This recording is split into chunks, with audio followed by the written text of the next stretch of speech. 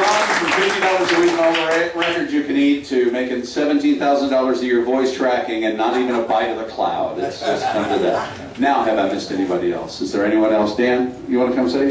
Come on, come tell them who you are and tell them what you did. All right. Yeah. You have 35 seconds. That's all I need. That's all I need. I just want to thank you all for getting together and having us together. I hope this is not the last one. I know Bob Todd. I talked with him last evening. He's lost someone. I guess it's his wife's sister passed away, so he couldn't make the here. He apologizes. He told me to take lots of pictures and be sure to post them on Facebook, which you can ask Deborah. I do that quite often. It's just so amazing how people evolve around different people's lives. When I first started out at WLCB at University of Louisville, Mason Lee used to come over and be our mentor and listen to our air checks and give me some really good lunch money. Yeah. He used to come to our beer parties too, but he did give us great tips. And Gary Burbank also listened to some of my air checks and give some, he'd say, "Oh, that was nice, Dan, but if I were you, I would have said this," So he really helped me along too. I came from it's kind of funny, a guy named Kevin Sales, you probably know him, Bob, don't you? Mm-hmm. Kevin O'Neill. He was working in the music department of WAKY, and he called me one day, and I got into WAKY through WVEZ, actually. And he called me and says, there was a guy at the top of the hill, if you remember, WVEZ was the top of Floyd Knobs, and it was haunted. And Jerry Bigler, he was a big ghost hunter back then. And the guy doing overnights, he saw a ghost. And of course, we did the Shoki tapes. And he left the studio, went down the hill, called Jerry.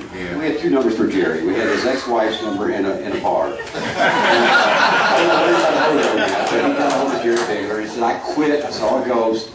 So the next morning, Kevin called me up and says, "I just heard that we have an opening here at BEZ." I said, "Sure." He said, "Well, call Mike McVeigh's office because that's where Jerry Bigler are talking about what they're going to do."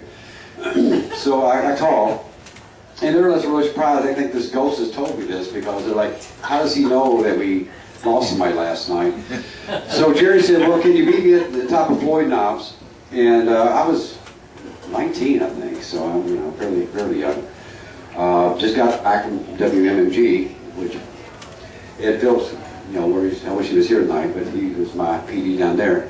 So I found my way up to Floyd Knobs, and I don't know if you've ever been to the transmitter building in Floyd Knobs up there.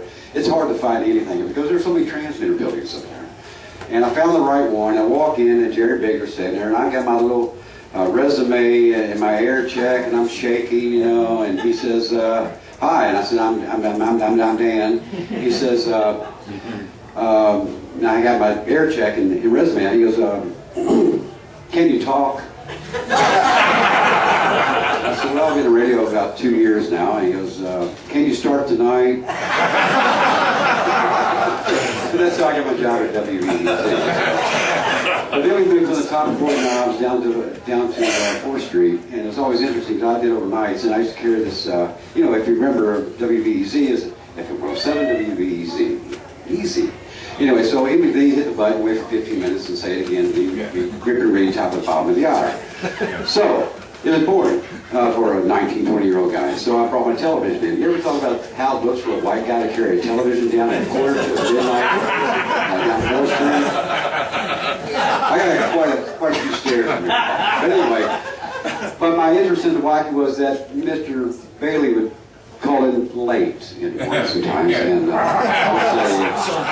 would say, at the top of the dial, FM 107 WVEZ, run down the hallway, grab the mic, it's WAKY 79 WAKY, Dan filling in for the Duke of Louisville. We'll be a little bit late this morning. Read what's going on in the news, that type of thing. So, but these guys I grew up with. Mason used to call you on the talk show at night, and then we had and then you were my mentor, and then we ended up at WRKA together. So, and Johnny, same with you. I called Name It and Claim It, and Name It and Claim It for you all the time, Les, you mentored me at WRK too, with your production skills, man.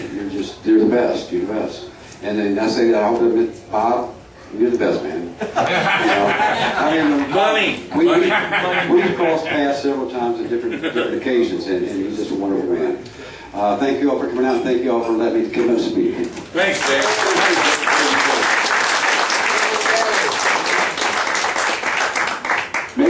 come up and read the Harbingers for you.